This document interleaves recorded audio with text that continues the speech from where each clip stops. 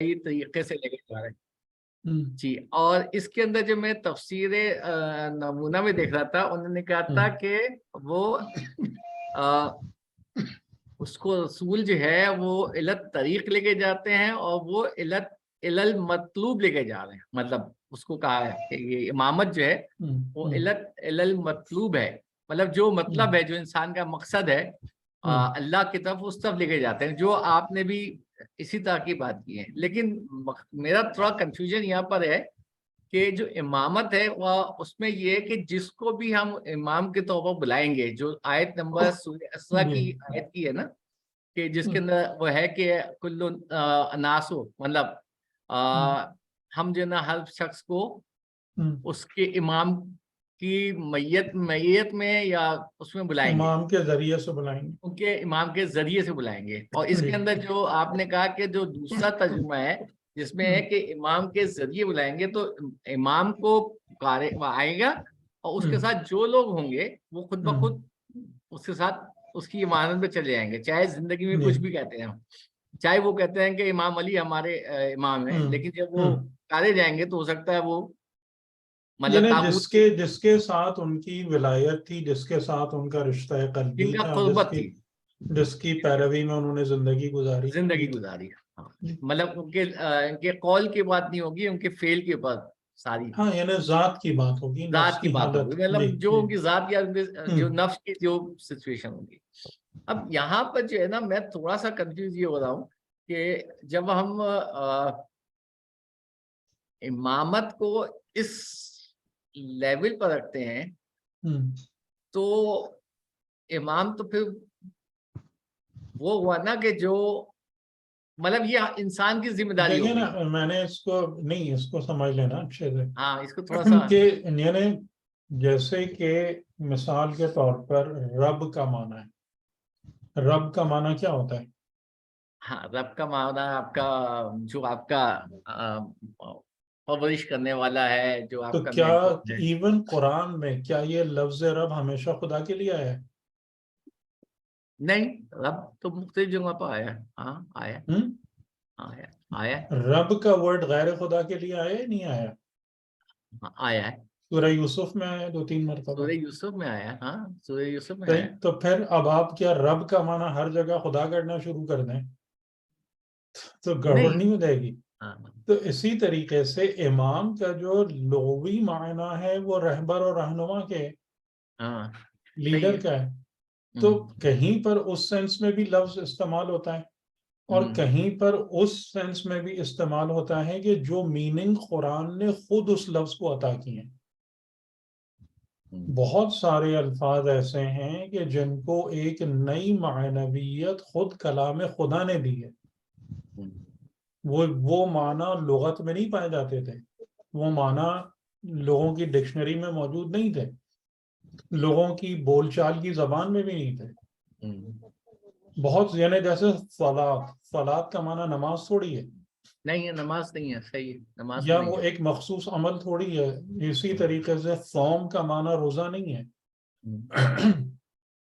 یعنی یہ تو ایک اس چیز کو رکھا گیا. پھر یعنی ایون تقوی کو بھی جو معنویت قرآن نے دی ہے وہ لغت میں نہیں ہے، کیونکہ تقوی کا معنی بچنا ہے، پرہیز کرنا ہے، ٹھیک ہے. لیکن قرآن تقوی کے میننگ کو ایک لیول اپ لے کے گیا ہے. تو اسی طریقے سے امام اور امامت کا بھی جو معنی ہے وہ لیڈرشپ ہے، رہبری ہے، رہنمائی ہے، آگے چلنا ہے، لوگوں کی فالو کرنا ہے اس کو. ٹھیک ہے، اس معنی میں بھی وہ بات یوز ہو رہی ہے کہ ہر انسان قیامت میں یا حساب کے وقت کس سے پہچانا جائے گا؟ جس کے پیچھے چلا، جس کے پیچھے چلا. ہاں جس کے ساتھ اپنے دل کو باندھا، جس کی اتباع کی، جس کی پیروی کی. ٹھیک ہے. پھر اسی طریقے سے بعض لوگ جن کی اتباع کرتے ہیں وہ ہمیشہ ان کو خیر و برکت و جنت تک نہیں لے جاتے، وہ ان کو جہنم میں لے جا کے بھی اتار دیتے ہیں. وہ بھی بات ہو گئی. ٹھیک ہے. لیکن اب یہاں پر جو حضرت ابراہیم علیہ السلام کے ذریعے سے جس امامت کو روشناس کرایا گیا وہ ان دونوں معنی سے مختلف ہے.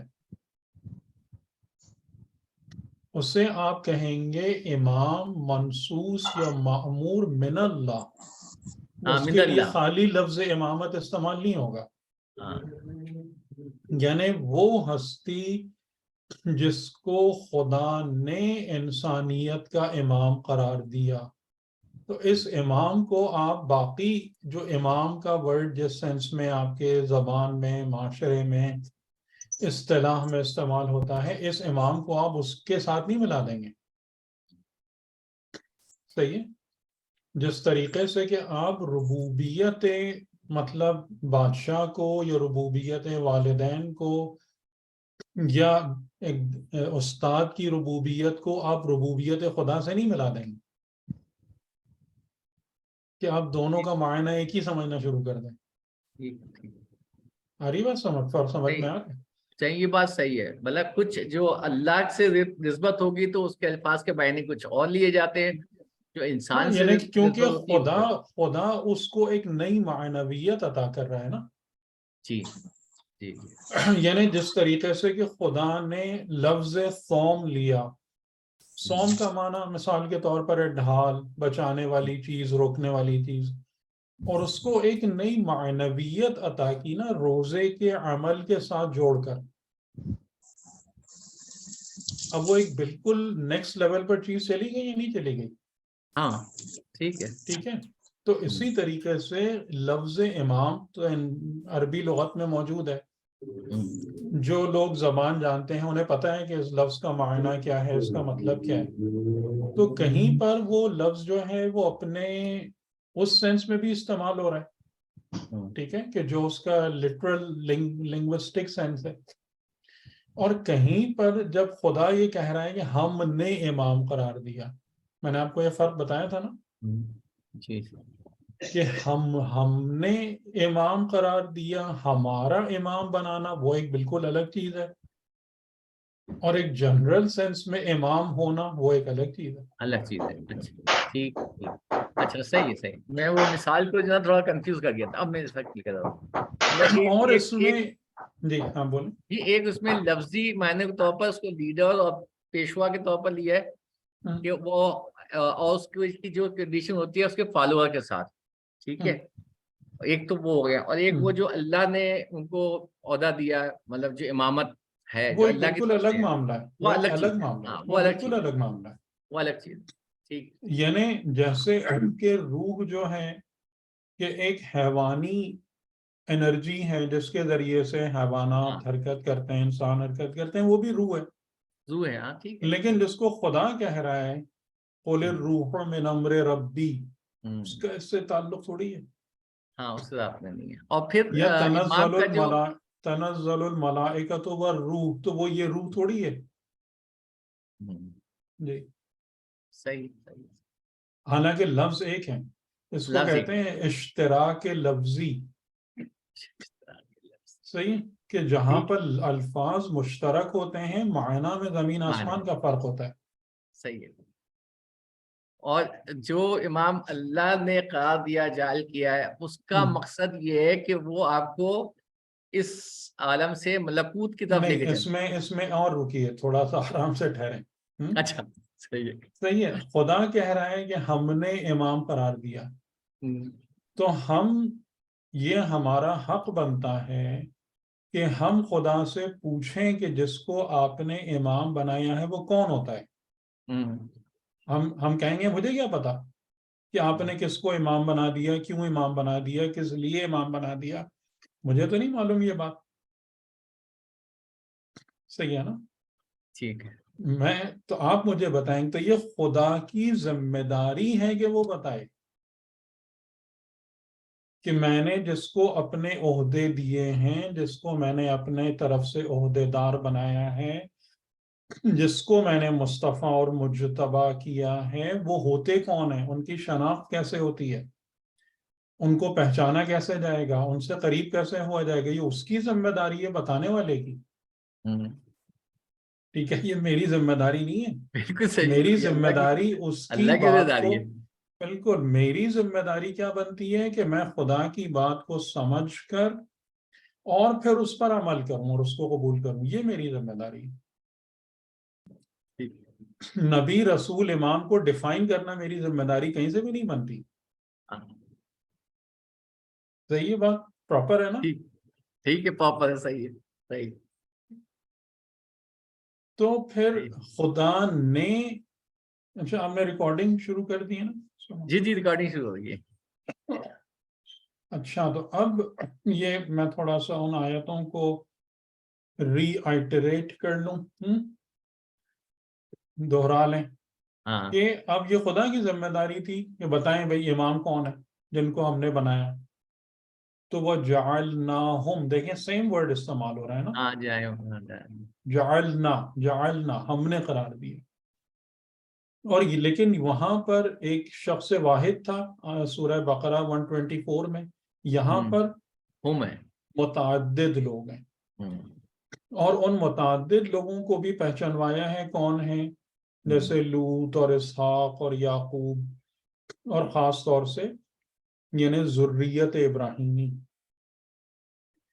اور ان کے بارے میں کہا وَجَعَلْنَاهُمْ أَئِمَّةً, ہم نے ان کو قرار دیا ائمہ. ٹھیک ہے, اب صحیح, ہم نے یہ بات پہلے بھی سن لی تھی کہ آپ نے ابراہیم کو امام بنایا.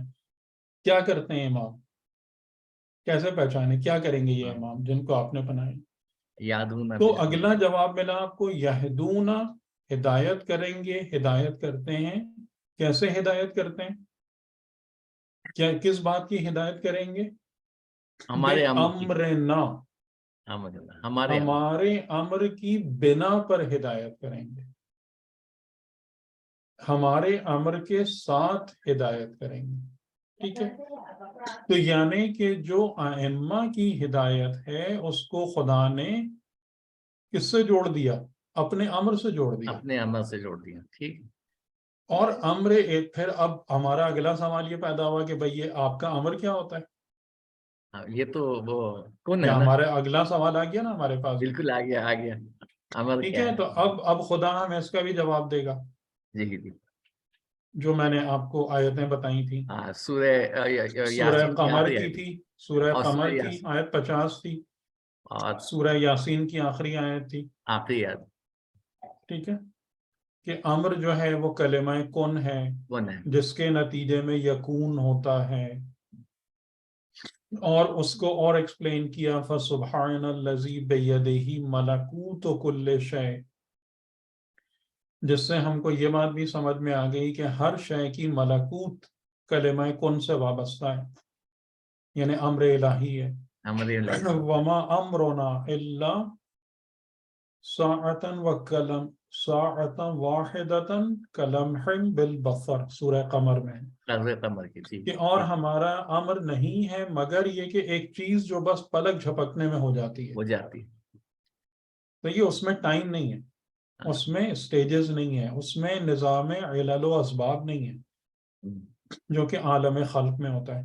ٹھیک ہے, تو اب اس کا مطلب آپ کو سمجھ میں آ رہا ہے کہ ہمارے جو ائمہ جن کو ہم نے بنایا, جن کی مأموریت اس بات پر ہے کہ وہ ہمارے امر کی بنا پر اور اس کے ساتھ ہدایت کریں. تو امر کیا ہے, امر کلمہ کون ہے, امر ملکوت ہے. تو یعنی کہ وہ جو ہدایت کریں گے وہ اس کلمہ کن اور ملکوت کی بنا پر ہدایت کریں گے, یا اس طرف ہدایت کریں گے. ٹھیک ہے, یہ ان کی ذمہ داری. اب مثال کے طور پر یہاں پر جیسے ہم لوگ بعض اوقات اس پہ ڈائیورج ہوتے ہیں اس چیز پر کہ جی امام کا کام مثال کے طور پر یہ دین کی حفاظت یا حکومت قائم کرنا یا اس قسم کی چیزیں, اگر یہ چیزیں امام کے اوپر آ رہی ہیں تو یہ ان کی اصل ماموریت نہیں ہے. ٹھیک ہے, یعنی جیسے مثال کے طور پر کہ آپ دیکھیں کہ جی پیغمبر لوگوں کی پرابلمس کو سالو کرتے ہیں, ان کو ان کے روزمرہ کے مسائل میں بھی ان کو گائیڈ کر دیتے ہیں, بھوکے کو کھانا کھلاتے ہیں, یہ سب کرتے ہیں. لیکن کیا یہ نبی کی مأموریت ہے؟ نبی کو اس کام کے لیے خدا نے بھیجا تھا اس زندگی میں کہ غریب کو کھانا کھلاؤ, نہیں, یا کسی کو کپڑے پہنا دو؟ یہ تو مأموریت نہیں ہے نا ان کی. نبی کی اور رسول کی مأموریت کیا ہے؟ خبر الہی کو بالکل کلیئر ورڈز میں یہ صرف ورڈز نہیں، حقیقت کی شکل میں لوگوں تک پہنچا دینا، اور وہ پورا نظام زندگی لوگوں کے ہاتھ میں دینا کہ وہ اس راہ کو طے کر سکیں، راہ خدا کو. یہ ان کی ماموریت ہے نا. ایک منٹ، لیکن یہاں پر ایک چیز پوچھنا ہے، جب رسول جو ہے لوگوں کے مسائل حل کرتے ہیں اور رسول جو ہے نا لوگوں کو تکلیفوں دور کرتے ہیں، تو یہ شریعت کا حصہ نہیں ہے کیونکہ جس کی اتباع کرنی دوسروں کو بھی فرض ہے؟ وہ میں ماموریت کی بات کر رہا ہوں. اچھا، معمولیت، ٹھیک، معمولیت ٹھیک ہے. یعنی جس چیز کا مکلف اور ذمہ دار بنا کر ان کو بھیجا گیا ہے، وہ جس وجہ سے ان کو عہدہ رسالت ملا ہے، کیا وہ یہ چیز ہے؟ نہیں. ٹھیک ہے، یہ تو ایک مومن کا بھی کام ہے. ہاں، یہ تک کا بھی کام ہے. ٹھیک، صحیح صحیح. ٹھیک، تو اس کو سمجھنا یہ باریک نقطہ ہے. یہ یہاں پر جو ہے نا تھوڑی سی ٹربل ہو سکتی ہے سمجھنے میں. تو امام کی جو ذمہ داری ہے، اور ابھی میں انشاءاللہ اس کی آپ کے سامنے مثالیں بھی رکھتا ہوں. ٹھیک ہے، بہت مثالیں ہیں، بہت مثالیں، میں 2-3 آپ کو سمجھاتا ہوں انشاءاللہ، تاکہ آپ کو یہ بات، اور ایک بلکہ میں نے مثال بہت اسٹرانگ ایگزامپل آپ کو دی بھی تھی کہ آپ کربلا کو کسی بھی سینس میں دیکھ لیں، کسی بھی طریقے سے دیکھ لیں، وہ اس کے ضمنی پہلو ہو سکتے ہیں، لیکن جو مین اچیومنٹ کربلا کی ہے وہ ان لوگوں کو ملکوت تک پہنچانا ہے جنہوں نے اپنا ہاتھ امام حسین کے ہاتھ میں دیا تھا. دے دیا، ہاں صحیح. مین اچیومنٹ کربلا کی یہی ہے. ٹھیک ہے، تو وہ وہی چیز ہے کہ جب، اچھا، اور ابھی جو غیبت امام معصوم علیہ السلام کا بھی جو اسٹرانگسٹ ریزن سمجھ میں آتا ہے وہ یہی سمجھ میں آتا ہے کہ لوگ کیونکہ نبوت اور رسالت کی کلاس کو پاس نہیں کر پا رہے ہیں تاکہ امام ان پر اپنا کام کریں، تو لہٰذا امام کا پھر غیبت میں رہنا ہی مناسب ہے. صحیح ہے، یہ ایک مقصد یہ ایک نہ کہ امام کو جو ہے نا وہ ظالمین کے سامنے بس کہ وہ رہیں اور وہ سب ان کے ساتھ وہ سب مسائل کھڑے کرتے ہیں. ٹھیک ہے، تو یہ ایک اسٹرانگ ریزن کے طور پر ہم کو سمجھ میں آتا ہے. اور پھر جو لوگ اس نبوت اور رسالت کے مرحلے کو طے کر لیتے ہیں تو امام ان سے کنیکٹ ہوتے ہیں. ہاں، پھر امام ان کے لیے غیبت میں نہیں ہوتے. ہاں، وہ ان سے رابطہ کر لیتے ہیں. امام یعنی کہ پھر اگلے مرحلے پر لے جانے کے لیے امام موجود ہیں. یعنی ایسا نہیں کہ امام غیبت کا مطلب کہ غائب ہی ہو گئے، ایسا نہیں ہے. یعنی اگر اس دور میں اور ہر دور میں ایک انسان ان جو پہلے 2 درجات ہیں ان کو پاس کر لے، اس مرحلے تک آ جائے، تو امام موجود ہیں آگے لے کے چلنے تو کے ان کے لیے امام کی غیبت ختم ہو جاتی ہے. بالکل، ہدایت امری موجود ہے ان کے لیے، ٹھیک، صحیح. کہ وہ پھر پردے ہٹتے ہیں، ملکوت کے دروازے کھلتے ہیں، آسمان میں جانے کی راہیں کھلتی ہیں، سب ہو جاتا ہے. صحیح، تو یہ امامت ہے، یہ ائمہ ہے. تو اس سے غلط فہمی کا شکار ہونے کی ضرورت نہیں کہ اگر وہ یہ کام بھی کر رہے ہیں لیکن یہ مأموریت نہیں ہے، اس بنا پر وہ امام نہیں ہے. تو یہ اصل بات سمجھنے کی ہے کہ یعنی رسول، نبی، امام کس وجہ سے اس عہدے پر فائز ہے، ان کی اصل الہی ذمہ داری کیا ہے. اب یہ کہ لوگ ان کو مجبور کر دیں، لوگ اپنا معیار اتنا پست رکھیں، اتنا گھٹیا رکھیں کہ یعنی جیسے ایک مثال کے طور پر کہ خدا نے حضرت نوح علیہ السلام کو امام کیوں نہیں بنایا؟ وہ بھی تو نبی اولو العزم تھے، اور ان کی بہت فضیلتیں ہیں. یعنی اگر آپ قرآن کی آیتوں میں ہی دیکھیں تو کچھ 2-3 فضیلتیں تو ایسی ہیں کہ جو کسی بھی نبی کے لیے نہیں، حتیٰ کہ رسول اکرم کے لیے بھی نہیں بیان ہوئی، کہ سلام علی نوح فی العالمین، یہ ورڈ کسی اور پیغمبر کے لیے نہیں آیا. سلام علی نوح فی العالمین، اور انہو کان عبدا شکورا.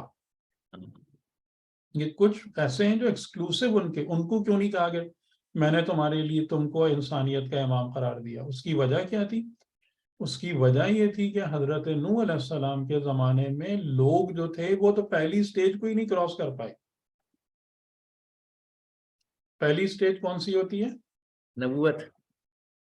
ہاں، مطلب نبوت میں نبوت بھی سے شریعت کی طرف ہی نہیں آ سکے. نبوت میں بھی دیکھیں اس آیت کو دیکھیں، یہ بڑی اہم آیت ہے.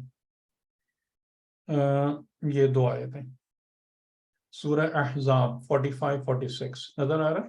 جی آ رہی ہے. یا ایوہ النبیو، اے نبی، یعنی ظاہراً خطاب ہمارے پیغمبر صلی اللہ علیہ وآلہ وسلم. انا ارسلناک، بے شک ہم نے آپ کو ارسال کیا، بھیجا. آپ ہمارے فرستادہ ہیں. کیا؟ شاہدن، آپ خود شاہد ہیں. آپ کو یاد ہے میں نے شروع میں آپ کو بتایا تھا کہ رسول جو ہے ہاں حقائق الہیہ پر پہلے خود گواہ ہوتا ہے اور پھر لوگوں کو دعوت دیتا ہے. وہ پوسٹ مین کے طریقے کا میسنجر نہیں ہوتا. ٹھیک ہے، شاہدن و مبشرن و نذیرن. اور اس میں بھی یعنی زیادہ تر جو نبی کی جو ذمہ داری ہوتی ہے اس میں نذیر پہلے آتا ہے، مبشر بعد میں آتا ہے. کہ پہلے اگر قوم گمراہ ہے تو ان کو بشارت نہیں دی جاتی، ان کو پہلے ان کو انذار کیا جاتا ہے، ان انتظار کو کیا جاتا وارن کیا جاتا ہے، خبردار کیا جاتا ہے ان کے طریقوں سے. ٹھیک ہے، تو سب سے پہلی ذمہ داری نبی کی کیا ہے؟ نذیر اور بشیر. ہے. بشیر. اس کے بعد وَدَاعِيًا إِلَى اللَّهِ بِإِذْنِهِ، اور یہ بشارت اور نذارت کس کام کے لیے؟ دعوت الی اللہ، جو خدا کے اذن سے. وَسِرَاجًا مُنِيرًا، سراجم منیرہ کا مطلب ہے ایک روشن نور دینے والا سورج. تو اب لوگ یہ سارے مراحل کو کراس کریں گے تو سراج منیر تک پہنچیں گے نا. یعنی رسول کی ذات گرامی جو ہے وہ ایک روشن سورج کی مانند ہے. کتنے لوگ اس رسول کو اس حال میں دیکھ پاتے ہیں، درک کر پاتے ہیں؟ کتنے مسلمان ہیں جو رسول کو، یعنی کہ سورج کیا ہوتا ہے؟ سورج وہ ہوتا ہے کہ جو آپ کے راہوں کو روشن کر دیتا ہے. سورج وہ ہوتا ہے کہ جس کی روشنی میں آپ کو سارا عالم اطراف بالکل صاف صاف دکھ رہا ہوتا ہے. آپ کی معرفت پرفیکٹ ہو جاتی ہے، آپ کی شناخت کامل ہو جاتی ہے سورج کی روشنی کی برکت سے. کتنے لوگ ہیں کہ جن کے لیے رسول خدا یہ کام کر رہے ہیں؟ بتائیں. صحیح ہے. اور اسی جگہ پر کیونکہ جو انبیاء اولو العزم ہیں، انبیاء اولو العزم کے اندر تینوں عہدے موجود ہیں اگرچہ کہ ظاہر نہ ہو رہے ہیں. صحیح، یعنی وہ نبی بھی ہیں، رسول بھی ہیں، امام بھی ہیں. اب حضرت نوح علیہ السلام کے دور میں اگر آپ ان کے حضرت نوح کی جو آیتیں ہم نے پڑھی تھیں، اور شاید میں نے اس کا ذکر بھی کیا تھا کہ خدا نے نذیر سے آگے تو ان بیچارے کا ذکر ہی نہیں کیا. ہاں، مبشر کیے نہیں نا. اتنے بھی لوگ نہیں پیدا ہو پائے کہ جن کو بشارت دی جا سکتی، انہیں بالکل ہی چند افراد. تو اس کا معنی کیا ہوا کہ ایک ہی ہستی جو ہے جیسے نبی اولو العزم ہے، کہ اگر تم ان پہلی باتوں کو، یعنی نذیر کا جو تعلق ہے نا وہ ڈائریکٹ نبوت سے، خبر سے، کہ یہ جس جہالت میں تم پڑے ہوئے ہو، شرک میں، بت پرستی میں، اس سے باہر آؤ، توحید کی طرف، اور اپنے آپ کو اللہ کا بندہ بناؤ، اکاؤنٹیبل ہو. صحیح. تو اس کے بعد پھر بشارت ہے، اور بشارت میں کا ہی ایک پہلو جو ہے وہ شریعت بھی ہے. شریعت بھی ایک بہترین بشارت ہے. بشارت ہے، ہاں، شریعت کی بشارت ہوگی. صحیح ہے. صحیح. تو یعنی کہ اس کے بعد آپ سمجھ لیں کہ یہاں پر جو داعین الی اللہ ہے، الی اللہ، نہ کہ فی الی سبیل اللہ، یہ سبیل خدا کی دعوت نہیں ہے، اس کی طرف دعوت ہے، الی اللہ ہے. اور پھر سراج منیر، کہ جب آپ کو اس ہستی کے ذات میں وہ سورج میسر آ جائے کہ آپ کی راہیں روشن ہو جائیں.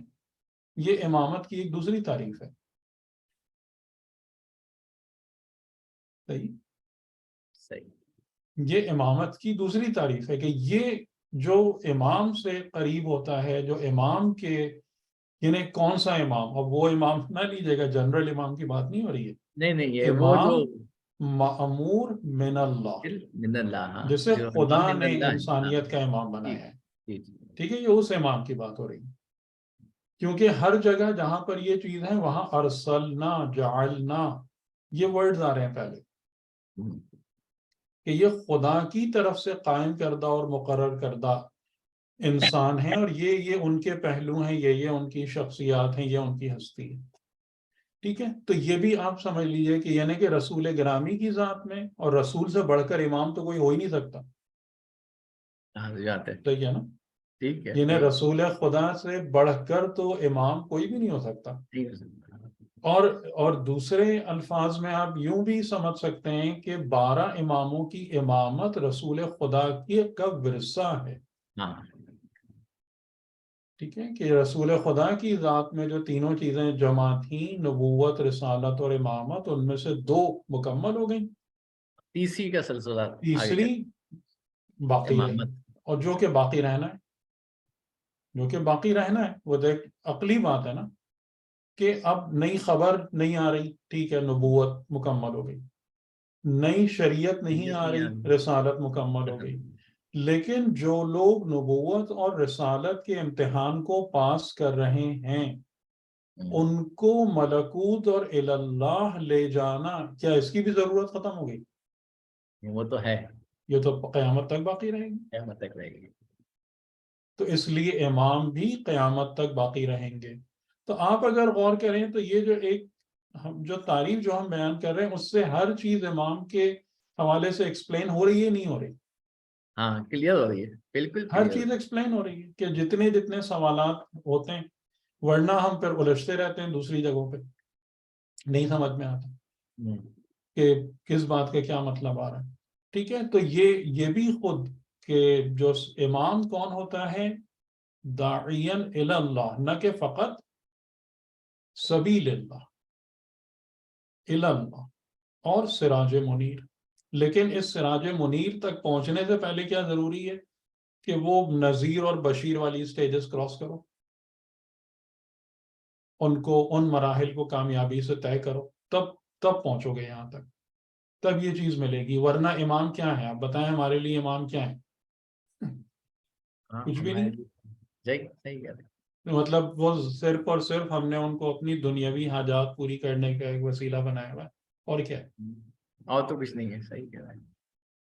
اور اس کو بھی میں نے ایکسپلین کر دیا تھا کہ ہم نے ان کی طرف کس بات کی وحی کی, کہ فعل خیرات کیا ہے, اقام صلاۃ اور ایتاء زکوٰۃ کیا ہے, یعنی ہر شے کی حقیقت. تو امام آپ کو ملک سے ملکوت کی طرف لے جاتا ہے, یعنی ظاہر سے حقیقت کی طرف لے جاتا ہے, باطن کی طرف, مجاز سے حقیقت کی طرف لے جاتا ہے. ٹھیک ہے, یہ امام کی ذمہ داری ہے. اور اس آیت کو بھی ہم نے جو دوسری آیت ہے ائمہ کے بارے میں, اس میں بھی ایگزیکٹ وہی ورڈز ہیں کہ وَجَعَلْنَا مِنْهُمْ أَئِمَّةً يَهْدُونَ بِأَمْرِنَا. تو اب خدا نے اس بارے میں ہمیں کوئی ایمبیگیوٹی میں تو نہیں رکھا نا, کہ جن کو ہم نے ائمہ بنایا ہے وہ کرتے کیا ہیں. اب بات کلیئر ہو گئی نا, یا نہیں بھی ابھی؟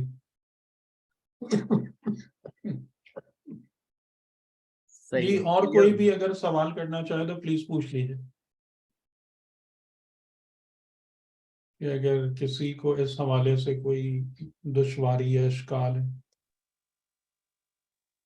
سر مجھے سوال, اچھا آپ بات کر لیجیے پہلے. اچھا, میں یہ پوچھنا چاہ رہا تھا کہ ائمہ کے 2 کام ہیں, یہدونا بے امرنا اور لما صبروا. یہ ان کا کام نہیں ہے, یہ ان کا کام نہیں. لما صبروا کیا مطلب؟ لما صبروا کا مطلب یہ ہے کہ جب انہوں نے صبر کیا. کنہوں نے؟ اس میں دو باتیں آ سکتی ہیں، یا تو یہ ہو سکتا ہے کہ جن لوگوں کو ائمہ دیے گئے ان لوگوں کی کوالٹی بیان ہو رہی ہے، یا یہ اس طرف بھی بات جا سکتی ہے کہ امامت کا عہدہ ملنے سے پہلے کئی امتحانات کو پاس کرنا پڑتا ہے خود امام کو بھی، جو حضرت ابراہیم علیہ السلام والی آیت سے پتہ چل رہا ہے کہ ان کو ہم نے آزمایا بکلمات فاتمہن، پھر کہا انی جاعلک للناس اماما۔ تو ایک معنی اس کا یہ ہو سکتا ہے کہ یعنی جیسے کہ ہم نے جعلنا ہو ہدن لبنی اسرائیل، بنی اسرائیل، اور ان میں سے یعنی بنی اسرائیل میں سے ہم نے ائمہ بنائے، کہ ظاہراً یہ جو ائمہ تھے یہ کس میں سے تھے؟ یہ بنی اسرائیل میں سے تھے، بنی اسرائیل میں سے۔ یہدون بامرنا، جن کی ذمہ داری تھی ہمارے امر کے مطابق ہدایت کرنا، لما، جب انہوں نے صبر کیا۔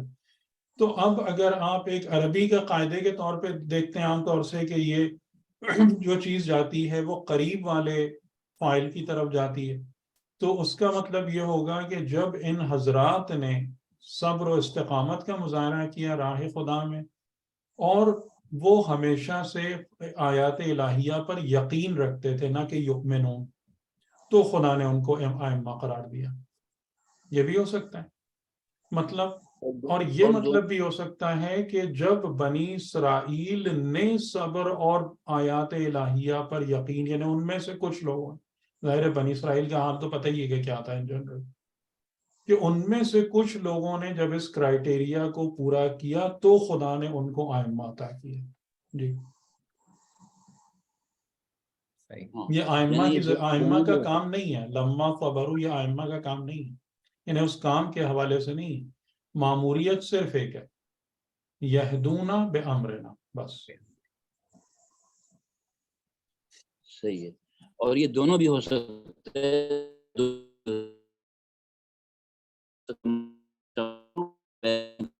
آپ کی آواز ہو آپ کی آواز کٹ رہی ہے، آپ کے شاید نیٹ کا ایشو آ رہا ہے ڈسٹرب ہو بھائی، گئی آواز تھوڑی ڈسٹرب ہو رہی ہے آپ کی۔ میں سن نہیں پایا آپ کا سوال۔ میں یہ کہہ رہا ہوں کہ آپ جی میں دوبارہ کہہ رہا ہوں، میں نے جو آپ کی بات سے اخذ کیا یہ کہ یہ لما صبروا کی جو وہ ائمہ بھی ہو سکتے ہیں اور پیروکار بھی ہوتے ہیں، دونوں بھی ہو سکتے ہیں، اور ہونا ضروری بھی ہے۔ یعنی اس میں جیسے مجھے یاد آ رہا ہے کہ علامہ طباطبائی نے اس صبروا اور کانوا بآیاتنا یوقنون کو ریلیٹ کیا ہے ائمہ سے،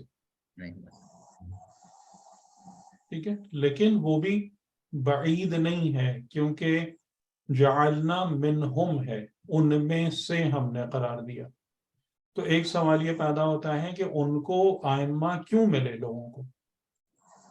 اس لیے کہ انہیں تو یہ صبر اس کیا۔ کا جواب بھی ہو سکتا ہے کہ صحیح ہے، جب لوگ اور امت جو ہے وہ صبر اور استقامت کا مظاہرہ کرتی ہے اور آیات خدا پر یقین رکھتی ہے، یعنی جیسے ہماری نظروں کے سامنے کہ خدا نے اگر مثال کے طور پر ایرانی قوم کو امام خمینی کیوں دیے، تو اس کی وجہ ہے، ٹھیک ہے، یہ کسی اور قوم کو ایسا رہبر کیوں نہیں مل رہا، تو اس کی وجہ ہے۔ تو وہ وجہ یہاں سے آپ کو سمجھ میں آ رہی ہے، خدا نے بنی اسرائیل کو موسیٰ کیوں دیے، اس وجہ سے دیے، اور یہ وجہ جو ہے یہ نہج البلاغہ میں بھی امام علیہ السلام نے بیان فرمائی کہ بنی اسرائیل کو خدا نے جو ان کی مدد کی ہے وہ ان کے صبر اور اتحاد کی بنا پہ کی تھی۔ یعنی بنی اسرائیل کے اندر جو ایک کوالٹی رہی ہے تھرو آؤٹ کہ وہ حضرت موسیٰ کو تنگ کرتے رہے اس دوران میں، لیکن انہوں نے حضرت موسیٰ کی فالوورشپ نہیں چھوڑی، وہ ان کو ساتھ چھوڑ کے ایسا نہیں ہوا کہ بنی اسرائیل فرعون سے مل گیا تو ادھر مل گئے، یا وہ ٹھیک ہے ان کے پیچھے پیچھے گئے، باتیں کمزوری ضعیفی کا مظاہرہ کر رہے ہیں، لیکن ایک فالوورشپ ہے۔ تو یہ بھی ہو سکتا ہے کہ یہ منہم کی وجہ، منہم کا ایکسپلینیشن ہو کہ کیوں دیے ان کو ائمہ، جو ہمارے لیے بھی ایک بہت اہم سبق ہے کہ جب تک تم ان صفات کو اپنے اندر پیدا نہیں کرو گے تمہیں وہ ہدایت امامت تم کو نہیں مل پائے گی۔ نہیں ملے گی۔ جی آپ فرمائیے، آپ جی کچھ کہہ سر، رہی تھیں. جی سر میں یہ پوچھنا چاہ رہی تھی کہ یہ توبہ میں اور مغفرت میں تھوڑا سا مجھے فرق بتا دیجیے گا. کہ توبہ کا مطلب ہے پلٹنے والا، ٹھیک، اور اور مغفرت کا مطلب ہے کہ خدا اس بندے کو قبول کر کے اور اس کے گناہوں کے اثر کو ختم کر دے. صحیح. یہ فرق جی، یعنی اور مغفرت یہ توبہ کے بعد ہے. جی، پہلے توبہ اس کے بعد ہم، مغفرت. جی اور مجھے، میں اپنی بات کر رہی ہوں، مجھے اس چیز کا ادراک کیسے ہوگا؟ ظاہر اپنے ہے کہ عمل کے ذریعے؟ انسان کے اندر امپروومنٹ آتی ہے، اور سب سے بڑی بات یہ ہوتی ہے کہ گناہ انسان کو اذیت دیتا ہے، مومن کو اذیت دیتا ہے گناہ یا گناہ کا خیال. جب انسان کی توبہ قبول ہو جاتی ہے، اس کو مغفرت نصیب ہو جاتی ہے خدا کی طرف سے، تو وہ اذیت کم ہو جاتی ہے، فراموش ہو جاتی ہے، فراموش بھی ہو سکتی ہے.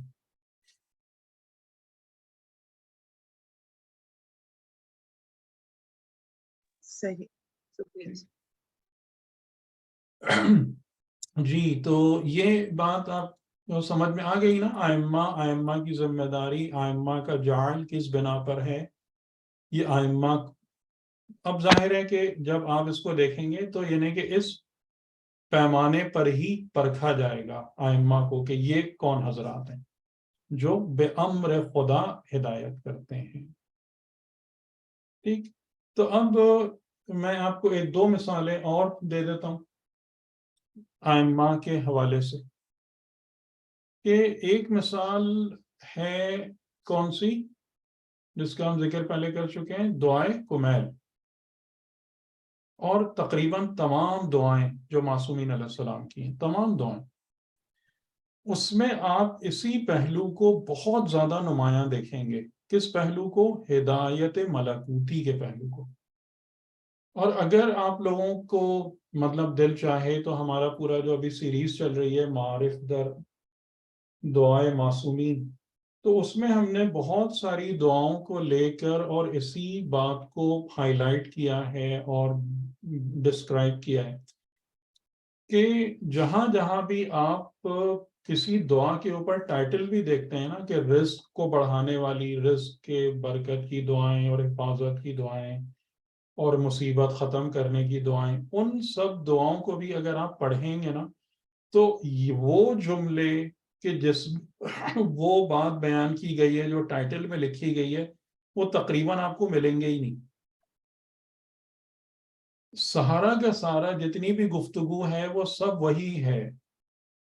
خدا کو چاہنا، خدا کی حمد، خدا کے سامنے اپنی کم مائگی، نالائقی، کمتری کا بیان، اور پھر یہ کہ خدا ہمیں قبول کر لے، خدا ہمیں اپنی بارگاہ میں جگہ دے دے تاکہ ہمارے سارے مسائل حل ہو جائیں. ٹھیک ہے، یعنی کہ اصل مسئلے کا بیان نہیں ہے. یہ بہت اہم بات ہے کہ اس اصل پرابلم کا بیان نہیں ہے کہ جس پرابلم کے حوالے سے وہ دعا مشہور ہے، بلکہ ہر جگہ یہی بات بار بار آ رہی ہے، ذکر ہو رہی ہے، لوٹ لوٹ کے آ رہی ہے کہ اگر تم بندے خدا کی حیثیت سے مقبول ہو گئے تو تمہارے سارے مسائل حل ہیں، اور اگر اس جگہ پر تم ریجیکٹ ہو گئے اور کامیاب نہیں ہو پائے تو تمہاری زندگی مسائل سے بھرپور ہے، پھر ان کا حل کرنے والا کوئی نہیں. پھر اس کو آپ چاہے روتے رہیں، شور مچاتے رہیں، چیختے رہیں، وہ آپ کی مرضی ہے. ٹھیک، یہ سب آپ دیکھ سکتے ہیں. میں آپ کو ایک چھوٹی سی مثال دیتا ہوں دعائے کمیل کی کہ وہ جملہ ہے، آپ میں سے کوئی مجھے پڑھ کے سنائیں گے؟ اللہم اغفر لی الذنوب التي تحتک العصم. جی بتائیں، ہے دعائے کمیل میں یا نہیں ہے؟ جی بالکل ہے. کون بتائے گا مجھے؟ اللہم اغفر لی الذنوب التي تحتک العصم، اللہم اغفر لی الذنوب التي تغیر النعم، اللہم اغفر لی الذنوب التي تنزل النقم، اللہم اغفر لی الذنوب التي تحبس الدعاء تنزل البلاء، پھر اللہم اغفر لی الذنوب التي تقطع الرجاء. 6 چیزیں بیان فرمائی ہیں. یہ چیز جی سر. یہ ہدایت امری ہے یا ہدایت ظاہری ہے؟ سوچ کے بتائیں مجھے.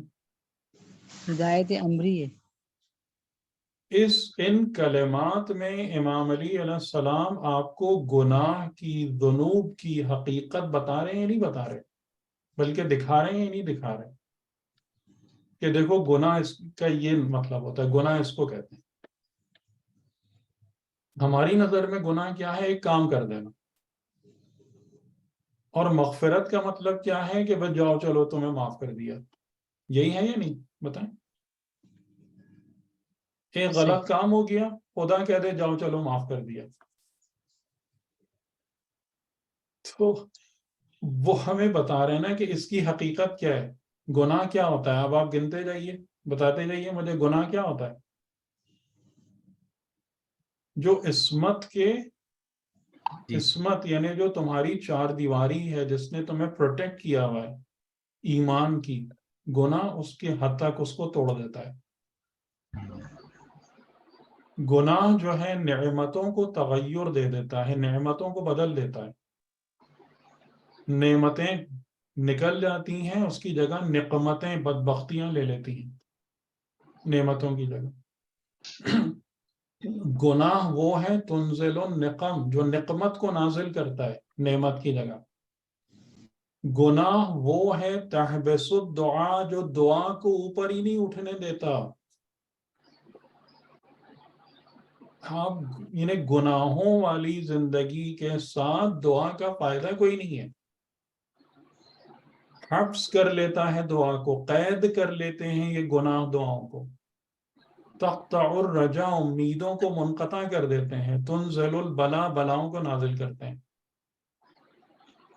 یہ ہدایت امری ہے یا نہیں ہے؟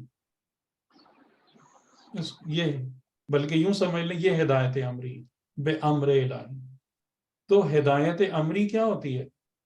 کہ جو آپ کو ہر شے کی حقیقت اور اس کی ملکوتی حیثیت دکھا دیتی ہے کہ عالم ملکوت اور عالم حقیقت میں گناہ یہ ہیں، اور تم چاہے جتنے بھی تمہاری نظروں پر پردے پڑے رہیں، تم جتنی گمراہی میں پڑے رہو، لیکن اگر گناہ جب زندگی میں آئے گا تو یہ سارے اثرات لے کر آئے گا. کیونکہ ملک کو کون سی شے گورن کرتی ہے؟ ملکوت.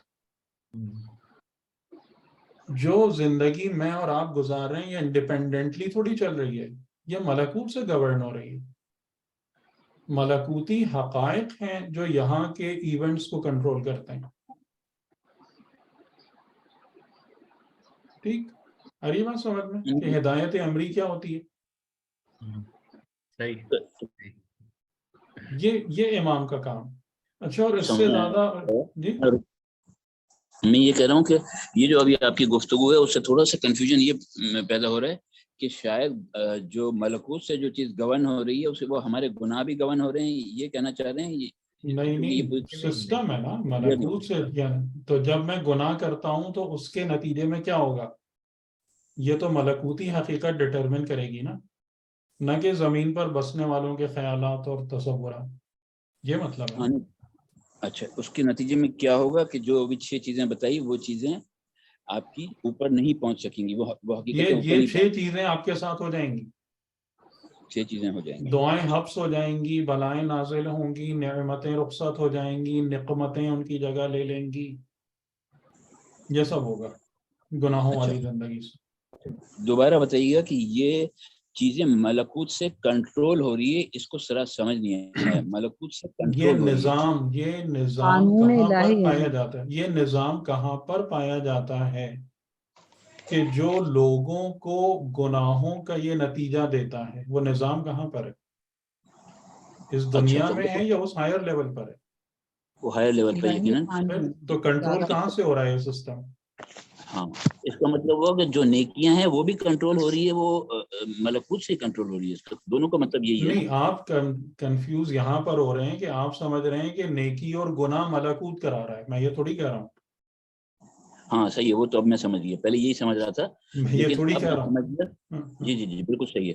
لیکن میں یہ کہہ رہا ہوں کہ اس کی بات پھر یہ بھی ہم کہہ سکتے ہیں کہ جو نیکیاں ہوتی ہے وہ بھی اس کا جو ملکوت کے نتیجہ ذریعے ہے، سے بھی بالکل، کرنا یعنی ہاں بالکل، یعنی کہ اس میں آپ ایک بات دیکھیں، شاید ہم یہ بات پہلے کر بھی چکے ہیں کہ آپ کا یعنی کہ اگر آپ کو رزق اور روزی بڑھانا ہے، نعمتیں بڑھانا ہے، تو ملکی نظام آپ کو کیا بتاتا ہے کہ غصب کرو، چھینو، جمع کرو، تو تمہارے پاس نعمتیں، کیونکہ وہ نعمتیں خالی کس کو سمجھتے ہیں؟ ظاہری اسباب کو سمجھتے ہیں، تو نعمتیں بڑھیں گی. یہی ہے نا؟ نہیں نہیں سر، اس میں ایک اور بھی چیز ہے. ضروری ایک منٹ یہی بات سمجھ میں آتی ہے نا ملکی نظام کے تحت، کہ جو دنیا دار لوگ یہ کام کرتے بھی ہیں.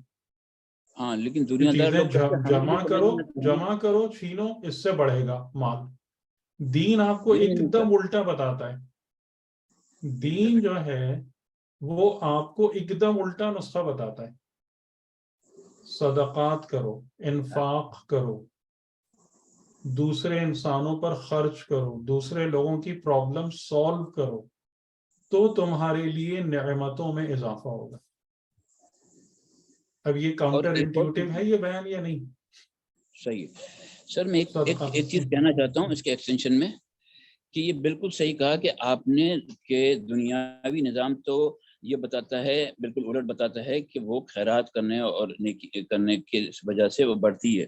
لیکن دنیاوی نظام صرف یہ نہیں بتاتا ہے دنیا کے چھین جھپٹ کرو، بلکہ وہ یہ بھی بتاتا ہے کہ کس طرح سے پلاننگ کرو دنیا میں کہ دنیا کی نعمتیں بڑھیں. ایک تو پلاننگ یہ کرو کہ آپ نے جو ہے نا وہ زمین کے اندر جو ہے نا وہ زراعت وغیرہ اس طرح سے کرو کہ وہ نعمتیں بڑھے. اس کے لیے بھی زمین کے اندر پلاننگ کرنی پڑتی ہے، اس کی انجینئرنگ کرنی پڑتی ہے، اس کے لیے نو ہاؤ پیدا کرنا پڑتا ہے.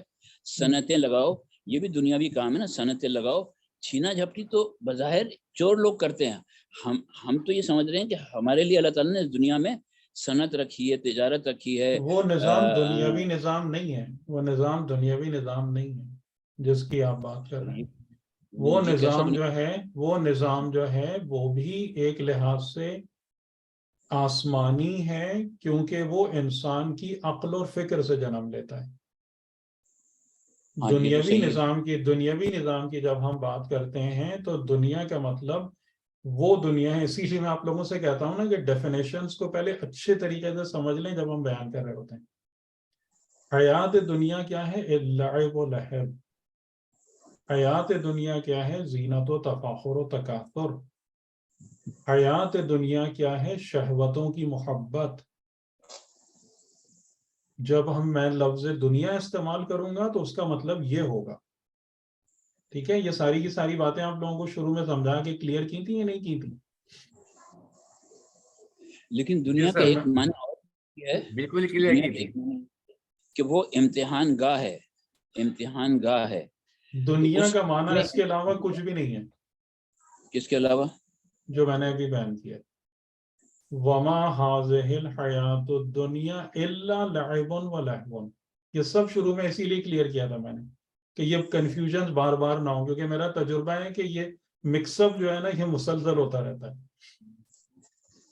تو جب بھی میں دنیا کا ورڈ یوز کروں گا نا تو دنیا کا ورڈ ہمیشہ اسی تناظر میں آئے گا. ٹھیک ہے؟ اور باقی جو چیزیں ہیں جس کی طرف آپ اشارہ کر رہے ہیں، یعنی جیسے میں نے یہ بھی کلیئر کر کے کہا تھا کہ ارض و سما دنیا نہیں ہے. یہ بات بھی کلیئر کی تھی میں نے کہ ارض و سما دنیا نہیں ہے. اسی طریقے سے جب انسان یہاں پر موجود ہے تو اس کے جو فکر اور عقل، ہدایت فطری، ہدایت عقلی، جس کے ذریعے سے انسان آیات آفاقی اور انفسی کو پہچانتا ہے، وہ دنیا نہیں ہے. وہ تمام کی تمام چیزیں لیڈنگ ٹو ملکوت ہیں، وہ دنیا کے زمرے میں نہیں آتی ہیں. تو میں ان کے لیے لفظ دنیا نہیں استعمال کروں گا. ٹھیک ہے؟ تو اسی لیے وہ ڈیفینیشن جو ہے نا اس کو بہت کلیئر رکھنے کی ضرورت ہے، ورنہ ہماری گفتگو نا بالکل مکس اپ ہو جاتی ہے. ہم کلیئرٹی اس میں سے ختم ہو جاتی ہے. اچھا جناب, تو یہ بات ہوئی دعائے کمیل آپ نے سمجھا. میں ایک اور مثال دوں آپ کو, کون سی حدیث شبلی والی امام سجاد, کیا تھا وہ واقعہ؟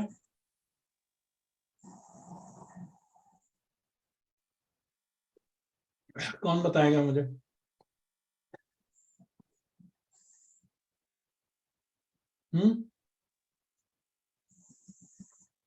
جی حدیث وہ حج شبلی. کے اسرار حج کے حوالے سے کچھ. ہاں تو ابھی حج آ بھی رہا ہے کہ جب تم نے حج کیا تو وہ سوال کرتے رہے کہ تم نے یہ نیت کی تھی, یہ نیت کی تھی, اس طرح کچھ تھا. تو اس کو پڑھیے گا, یہ بہت بہت اہم مکالمہ ہے. وہ نیت کے اوپر بات کر رہے ہیں کہ آپ نے حج میں یہ نیتیں کی کہ نہیں. کوئی 18 نیت ہیں جس میں ان کو شبلی نے بتایا امام چوتھے امام کو کہ میں نے یہ نیتیں نہیں کی. تو آپ نے کہا کہ دوبارہ سے آپ حج کر لو, جبکہ وہ حج کر چکے تھے نا, نارملی ہمارے جیسا حج کر چکے تھے. تو پھر انہوں نے کہا کہ دوبارہ حج کرو کیونکہ تم نے یہ 18 تقریباً کاؤنٹ کی گئی ہے, کسی نے 18 کی ہے, زیادہ بھی ہو سکتا ہے کم بھی ہو سکتی ہے. 18 نیتیں تھیں جس کو کرنا تھا کہ تم نے اس طرح سے انجام دی جیسا کہ انجام دینا چاہیے نیت. ایک تو ہم ظاہری جو ہمارے مولوی بتاتے ہیں کہ یہ کر لو, نیت کر لو کہ یہ کپڑے پہن لو, یہ اتار دو, یہ ادھر طواف کر لو, یہ وہ باطنی نیتیں بتا رہے تھے کہ کپڑے پہننا یا وہ پہننا اس کا مطلب یہ ہے, اور نہیں, نہانا کا مطلب یہ ہے. اس کو اور ہمیں صحیح کرنا پڑے گا. یہ باطنی نیت نہیں ہے, یہ باطنی نیت ہے, یہ ہدایت امری ہے, ہدایت الی الحقیقت ہے, ملکوتی ہدایت ہے. کہ جب امام علیہ السلام جب کہہ رہے ہیں کہ تم مکے میں آئے, تم نے ادھر طواف کیا, تو تم جو تھے کیا تمہارے اوپر یہ حالت تھی, کیفیت تھی, تمہاری نیت تھی کہ میں خدا کی طرف لوٹ رہا ہوں, اس کی بندگی کی طرف پلٹ رہا ہوں, کیا تم نے اس کی محبت کو اختیار کیا, کیا تم نے الہی فریضہ انجام دیا, اس الہی فریضے کے ذریعے سے تم خدا سے قریب ہو گئے. یہ الفاظ ہیں امام. ٹھیک. اور اس کے بعد جب انہوں نے کہا نہیں, یہ آخری میں نے آپ کو بتایا, تو آپ نے کیا فرمایا کہ پھر تم منا گئے ہی نہیں, نہ تم نے رمی جمرات کی, نہ تم نے حلق سر یعنی سر منڈایا, نہ تم نے قربانی کا ہدیہ پیش کیا, اور نہ تم نے مسجد خیف میں نماز ادا کی, اور نہ تم مکے کو پلٹے, اور وہ جو آخری طواف ہے وہ تم نے کیا. تو واپس جاؤ کیونکہ تم نے حج انجام نہیں دیا. یہ کون کہہ سکتا ہے بات؟ کوئی عالم کہہ سکتا ہے بات؟ بڑے سے بڑا فقی عالم, ہاں یہ تو ظاہر گہری بات ہے. ایون رسول نے بھی یہ بات کہی تھی. ہو سکتا ہے کہ ان مخصوص لوگوں کو بتایا ہو کہ جو اس قابل تھے کہ جن کو امامت کی کلاس تک پہنچایا جائے. یہ بات کون کہہ سکتا ہے؟ خالی جو حقیقت دیکھ سکتا ہو. نہیں, حقیقت دیکھ نہیں سکتا, نہ جو امام ہو.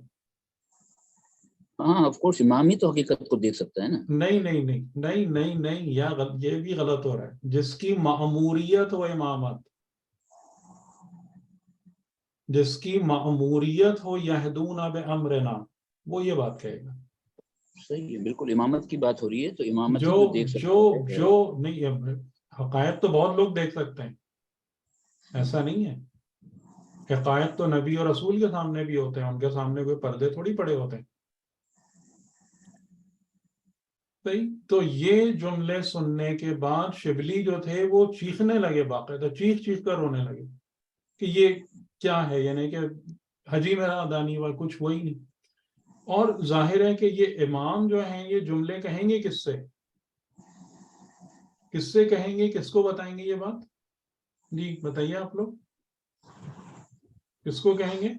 جو جو جو اس اس لیول لیول تک کی پہنچا ہو. حقیقت کو اس سمجھ لیول سکتا کا ہو، ہوگا، جو اس کلاس کے پوٹینشیل رکھتا ہوگا. ٹھیک ہے، رکھتا ہو، یعنی صبر ٹھیک ہے، کرتا ہو. ہاں جو اس کلاس کا پوٹینشیل رکھتا ہوگا کہ ہاں بھائی تم آ سکتے ہو تو پھر ٹھیک ہے، ذرا صحیح تیاری کر کے آؤ، صحیح سے آؤ. ہر ایک کو تو چوتھے امام بتاتے بھی نہیں ہوں گے یہ باتیں، کہیں بھی نہیں ہوں گی ان سے. تو آپ کو سمجھ میں آ رہی ہے امامت کے حوالے سے کچھ چیزیں کلیئر ہو رہی؟ جی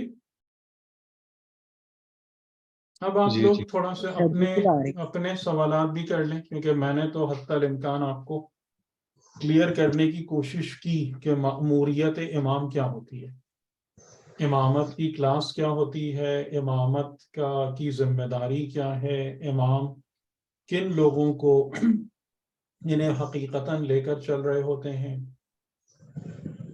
کون سے لوگ امام کی قربت میں ہوتے ہیں. تو یہ میں نے تو پوری کوشش کی کہ مختلف مثالوں کے ذریعے سے بھی، اور جو ایک پوری معرفتی بحث ہے آیات قرآنی کی روشنی میں اس کے حوالے سے بھی.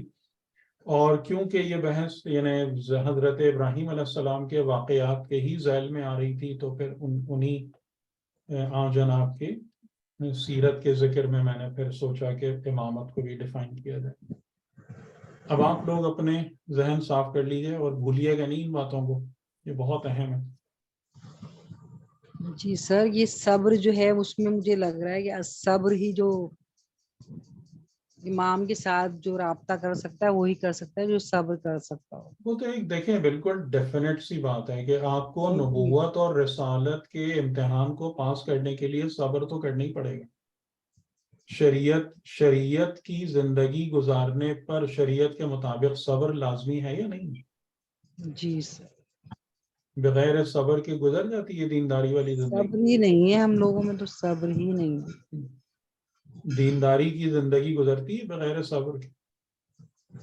اور جو دوسرا جملہ ہے وہ کانو بے آیاتنا یوقنون، وہ بھی بہت زیادہ ضروری ہے کہ خدا کی آیتیں چاہے وہ تدوینی ہوں یعنی قرآن کی شکل میں موجود ہوں، یا آیات آفاقی ہوں، آیات انفسی ہوں، ان کی معرفت کے بعد ان کی سچائی پر یقین رکھنا یہ بے انتہا ضروری ہے. کیونکہ آپ کو جب آیت الہی پر یقین نہیں ہوتا آپ صبر بھی نہیں کر پائیں گے، مضبوطی نہیں ہو پائے گی بالکل بھی ہمارے اندر. جیسے ابھی ہمارا حال ہے نا، ہم ہر جگہ ہتھیلی پر سرسوں جمانے کی کوشش کرتے ہیں. جی سر، ہم جو ہے وہ قانون خدا جو ہم کو بتایا گیا ہے نا اس کو ہر جگہ ہم اگنور کر رہے ہوتے ہیں، کیونکہ ہم اس صبر کے اوپر استقامت نہیں ہے ہماری اندر اس قانون پر، جہاں ہمارے لیے مشکل آتی ہے اور ہم ادھر سے ادھر ہو گئے. صحیح، یہی بات ہے، یہیں سے خرابی ہے.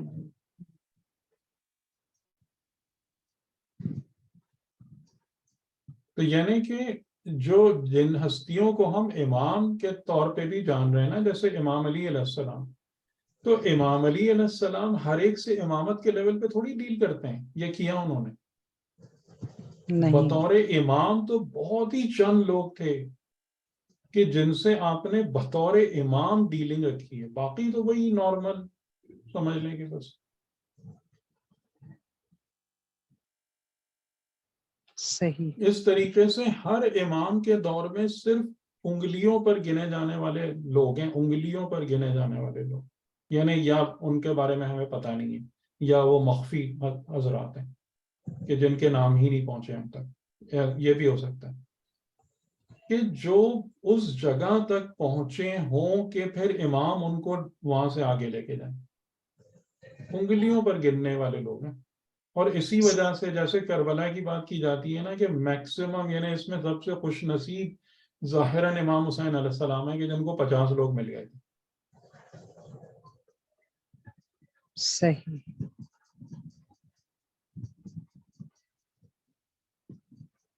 اس کا مطلب یہ ہوا جی کہ امام زمانہ جو ہے ان کا بھی جو ہے وہ ظہور اس وقت ہوگا جیسے کہ کربلا میں 72 تھے ویسے 313 ہوں جب گے. امام کی کلاس تیار ہو جائے گی نا، امام والی کلاس تیار ہو کلاس ہو جائے گی مطلب جو کرائٹیریا جو ہے وہ کربلا کے جو ہے وہ بھی ہاں بالکل آپ اس کو سمجھ امام کے سکتے ساتھ ہیں. ہوں، امام کے لیول پہ ہوں گے تو ہوگا. ہو گیا. اور دوسری بات یہ کہ امام جو ہے کہ غیبت ان لوگوں کے لیے جو ان کے لیول پر نہیں ہے, جو ان کے لیول جو پر آ جاتے ہیں امامت کی کلاس میں بیٹھنے کے اہل بیٹھنے نہیں ہیں, ہیں, ان کے لیے امام موجود ہے, امام موجود ہے. بالکل ان کے لیے امام موجود ہے, بالکل. یعنی ان کہ کا امام سے امام رابطہ کہیں ہے. غائب نہیں ہو گئے. ہاں, امام کہیں غائب میں ہونے کا مطلب غائب ہونا نہیں. غائب نہیں ہے. اور اس کا میں نے ایک مثال کے ذریعے سے اس بات کو سمجھایا تھا کہ آپ غیبت کو یوں سمجھ سکتے ہیں کہ جیسے ایک شخص اگر تیسری یا چوتھی منزل پر ہے تو آپ سے پوچھا جائے گا تو آپ کہیں گے مجھے نہیں پتا وہ کہاں پر ہے, لیکن وہ آپ کے اوپر ہی بیٹھے ہوئے ہیں. تو آپ کو ان تک پہنچنے کے لیے کیا کرنا ہوگا؟ خود کو بلند کرنا پڑے گا. جب آپ اپنے آپ کو بلند کر کے ان کے درجے تک آ جائیں گے تو وہ آپ کو دکھنا شروع ہو جائیں گے. ان کے اور آپ کے درمیان کوئی حجاب نہیں ہے, ویسے بھی نہیں ہے, پہلے بھی نہیں تھا, اب بھی نہیں. تو حجاب جو ہے وہ ہماری ایک لحاظ سے نالائقی ہے. ٹھیک ہے, تو اگر ہم یہ سمجھ رہے ہیں, یعنی جیسے وہی بات ہے نا کہ بھئی امام ہے, امام لوگوں سے محبت کرتے ہیں, امام کریم ہیں, امام جو ہیں وہ ہماری ڈے ٹو ڈے پرابلمس میں بھی ہماری ہیلپ کرتے ہیں, تو لوگوں نے سمجھ لیا کہ امام اسی کو ہی کہتے ہیں. تو یہ تو تحفہ الہی کی ناقدری کی انتہا ہے نا. خدا کہے گا اس لیے میں نے بھیجا تھا. جیسے اس کی بھی مثال میں کئی دفعہ دے چکا ہوں کہ آپ جو ہیں بہت قیمتی گاڑی خرید کے لائیں, یعنی کتنے کی, اب مجھے نہیں پتا پاکستان میں کتنے کی گاڑیاں مل رہی ہیں. ہمارے یہاں تو تقریباً 1 کروڑ روپے تک کی اچھی گاڑی ہوتی ہے, مطلب فل لگژری کا. تو یعنی اس میں آپ جائیں, آپ اس کے گاڑی کے اندر بیٹھیں, آپ نے اس کا اے سی ویسی ہیٹر آن کیا, آپ نے کہا یار بڑا مزہ آ رہا ہے, سیٹیں بڑی اچھی ہیں, تو آپ جو ہے نا اس میں بس سونا شروع ہو جائیں اس کا ہیٹر آن کر کے اور بیٹھ کے وہاں پر کھاتے پیتے رہیں. تو آپ اس تحفہ الہی, اس تحفے کی, اس چیز کی قدر کر رہے ہیں. اس کام کے لیے بنی تھی یہ کہ آپ اس کی سیٹ پہ بیٹھ کے آرام سے کھائیں اور سوئیں اور اے سی کے مزے لیں. جی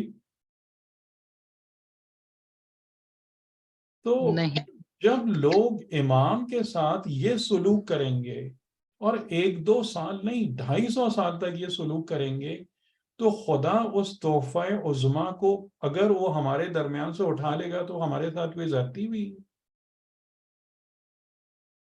نہیں نہیں کوئی سر, زیادتی ہی ہمارے ساتھ.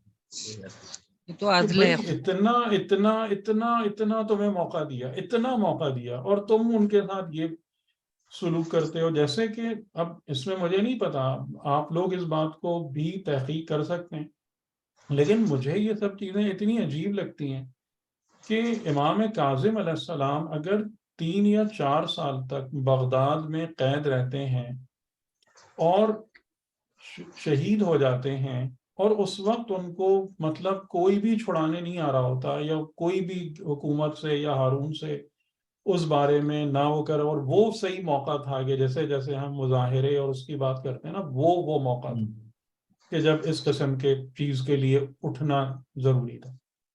تو کچھ بھی نہیں ہوا, اور جب امام علیہ السلام کا جنازہ لا کے پل پہ رکھا جاتا ہے تو مجمع لگ جاتا ہے وہاں پہ نماز جنازہ پڑھنے کے لیے. اس کو شیعہ کہتے ہیں. آپ کا کیا خیال ہے, ایسے لوگوں کو شیعہ امامت کی برکت دے گا؟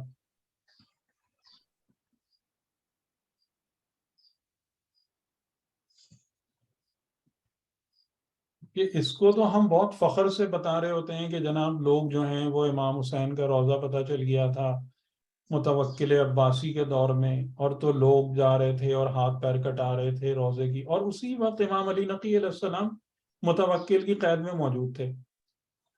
ان کو رہا کرانے کے لیے لوگ کیوں اپنی جانیں نہیں دے رہے تھے اور ہاتھ پیر کیوں نہیں کٹوا رہے تھے؟ جی کس قسم کے رویے ہیں, کوئی ایکسپلینیشن ہے اس کا؟ یا اگر میں غلط باتیں کر رہا ہوں تو وہ بھی مجھے بتا دیں گے میں غلط بول رہا ہوں.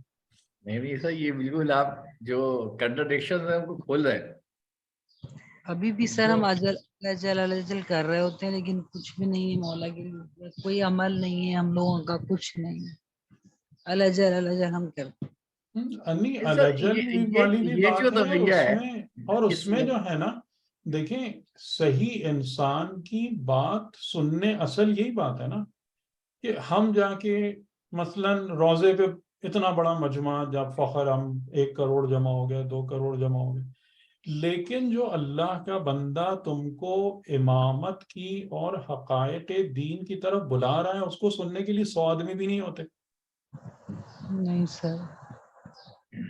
یعنی یہ تو بہت ہی بڑا معجزہ ہو گیا ہمارے اس میں کہ یہ جو عرفاء نے خدا کو، ظاہر ہے عرفاء کی 200 سال کی محنت کا پھل دینا تھا کہ لوگوں کے قلوب متوجہ ہو گئے ایک انسان کی طرف، اس کی بات سننے کی طرف، کہ سن لیا انہوں نے، اس پر ایک اقدام کر لیا، قیام کر لیا.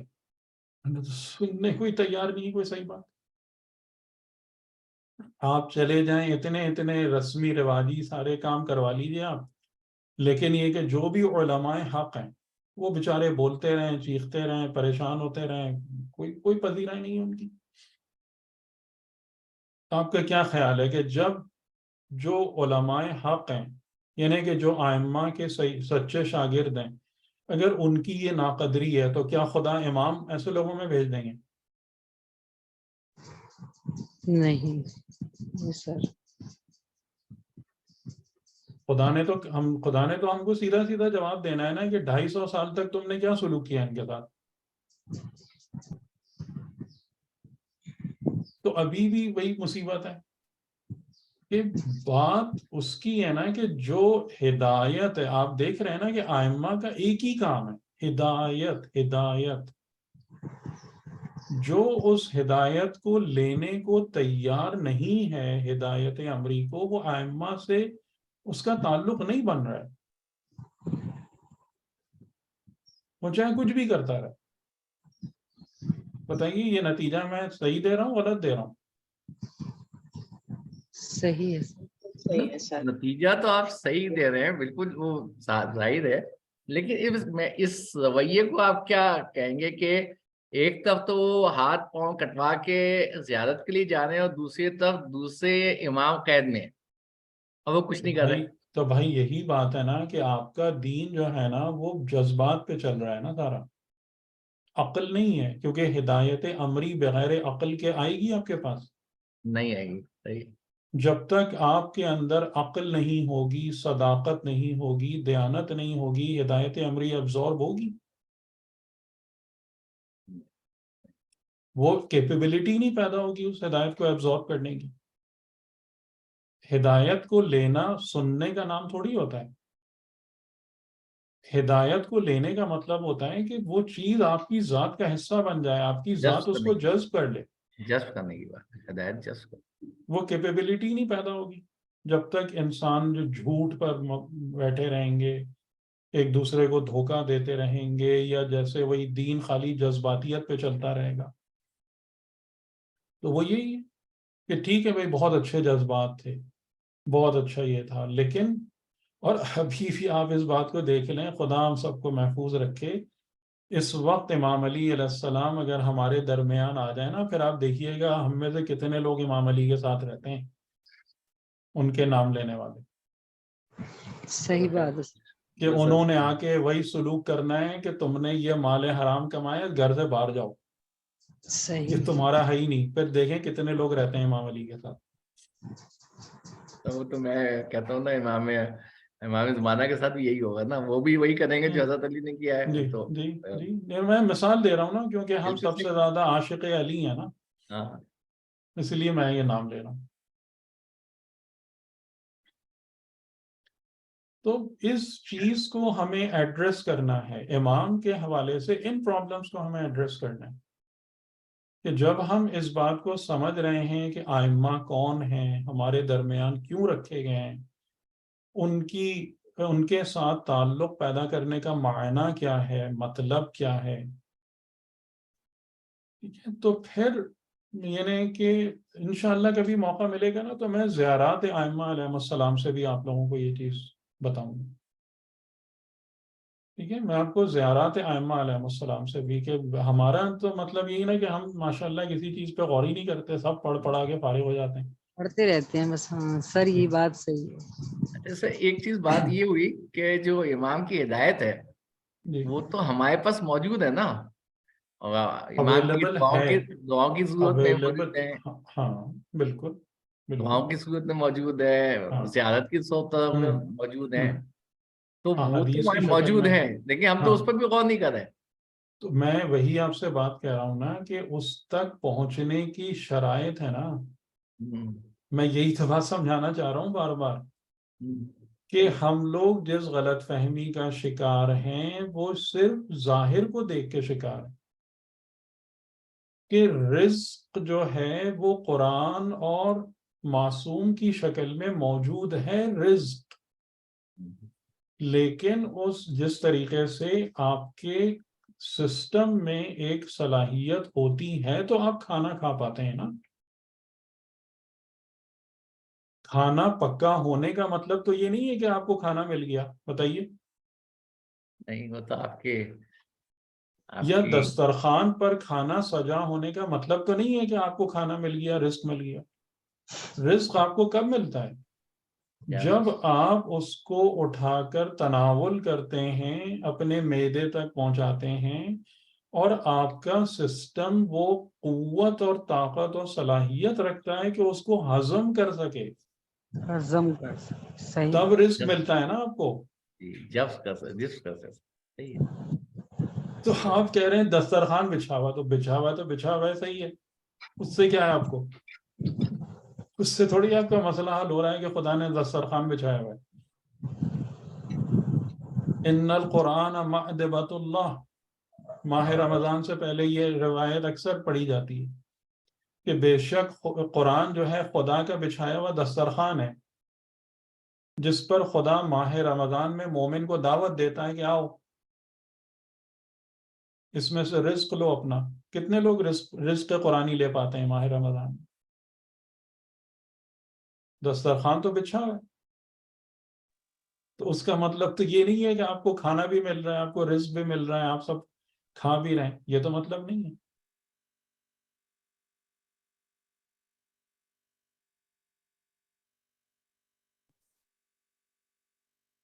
जी कुछ बात आ रही है समझ में? जी सर बिल्कुल आता नहीं है। जी सर, बहुत सारी कंफ्यूजन आपने दूर कर दी है, बल्कि मेरे सवाल का जवाब भी यही आपने दिया। हमें मैं सब्र के साथ, अकल के साथ समझ के हमें इस कुरान करीम को पढ़ना है, हाँ समझना यानी है। जी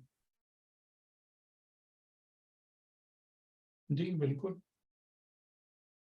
मारिफत और तज़किया शुरू से ही हम इसी दो बात पे जोर दे रहे हैं ना, तो शायद वो जुमले आपको ज्यादा खुलते चले जाएंगे जितनी भी डिस्कशन होगा कि मारिफत और तज़किया क्यों अहम है और क्यों फंडामेंटल है, जिसके बगैर आपको कोई फायदा नहीं होता किसी चीज का। और यही वाला सबक जो है ना वो हम बहुत बहुत बुरे तरीके से भूल गए हैं। या और उसकी एक वजह ये भी हो सकती है कि जिस अंदाज से हमें चीज़ें सिखाई जाती हैं, तबलीगात की जाती हैं, मतलब eight quite a large level, तो वो हम हमारे अंदर इन कमजोरियों को और ज़्यादा पक्का कर देती है।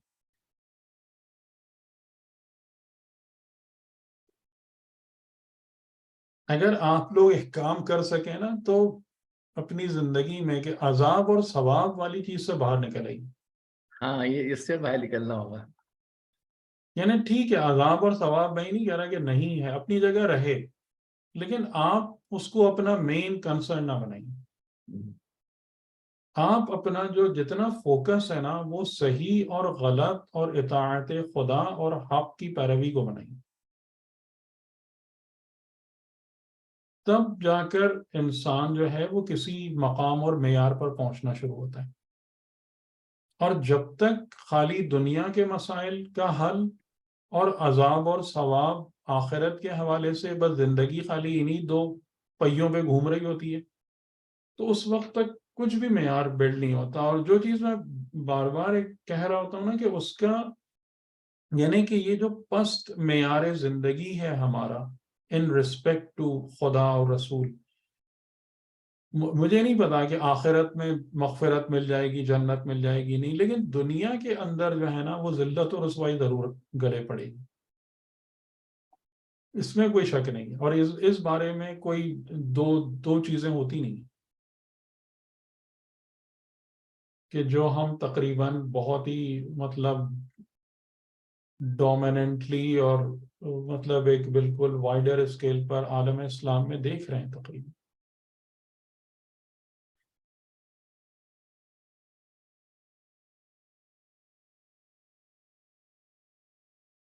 جی تو چلیں پھر بتائیے آپ لوگ کہ امامت امامت کی ڈیفینیشن، امامت یہ جو ہے واضح ہو گئی باتیں، میں کر پایا آپ لوگوں کے لیے کلیئر؟ مجھے حیرت یہ بات ہو رہی ہے کہ سب امامت کے بارے اتنی ڈیٹیل سے قرآن میں موجود ہے اور آج تک سمجھ نہیں آ رہی تھی. آپ پچھلی دفعہ آپ سے آج آپ نے اور کھول دیا اس کو کہ قرآن نے تو بہت کلیئر کھول کے چیزیں بتا دی ہیں. بالکل. اور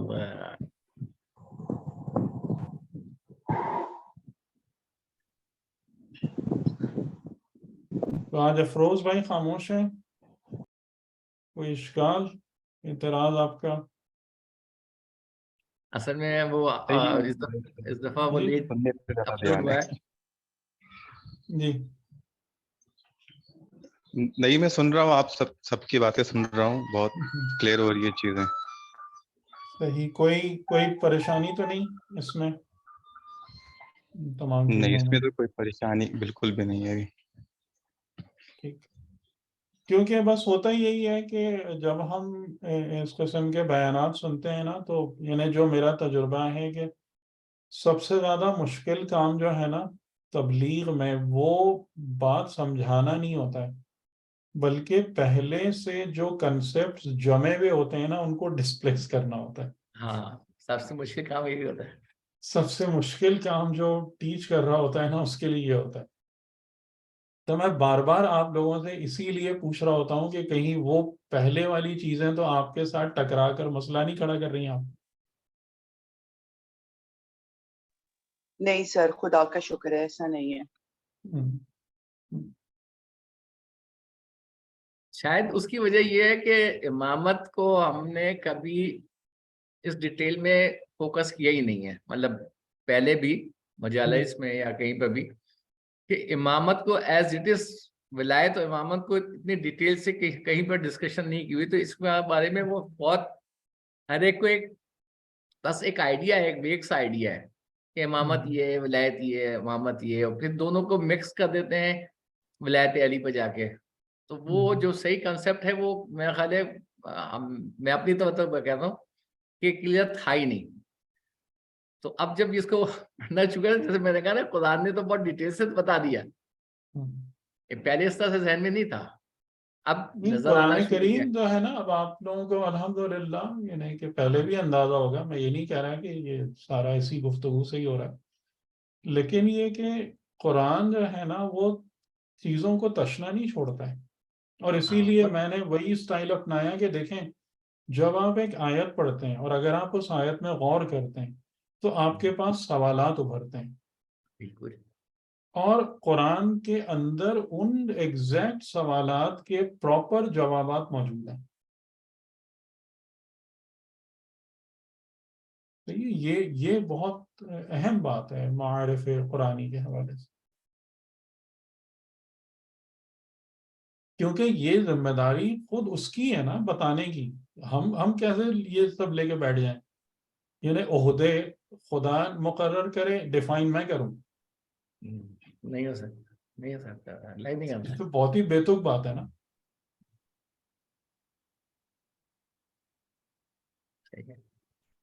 جیسے وہ غلام عسکری صاحب بھی کبھی بہت اچھی ان کی مطلب ظرافت والی گفتگو ہوتی تھی مجالس میں بھی، تو ایک دفعہ انہوں نے یہی کہا تھا کہ ہماری سب سے بڑی مشکل یہی ہے کہ بات بتائیں اللہ میاں اور مطلب بتائیں مولوی صاحب. ہماری سب سے بڑی مشکل یہی ہے کہ ہر بات کا خدا کی ہر بات کا مطلب لوگ آگے ہم سے پوچھتے ہیں. تو لیکن ایسا نہیں ہے، اللہ تعالیٰ نے جو بات بتائی ہے اس کا معنی بھی بتایا ہے. ایسا نہیں ہے کہ خالی ایک بات کر کے ادھوری یا تشنا چھوڑ دیا. اب اس پر ہم غور نہیں کرتے، اس کو جاننا نہیں چاہتے، اس کو اگنور کرتے ہیں، اس سے بھاگتے ہیں، اب وہ ایک الگ بات ہے. تب بھی قرآن میں 3 دفعہ تفکر اور تدبر کی پر زور دیا گیا. اس کے بغیر کچھ نہیں ہوتا، اس کے بغیر اس کے بغیر کچھ نہیں ہوتا. نہیں ہوتا. تفکر و تعقل کے بغیر نہ انسان بنتا ہے نہ قوم بنتی ہے.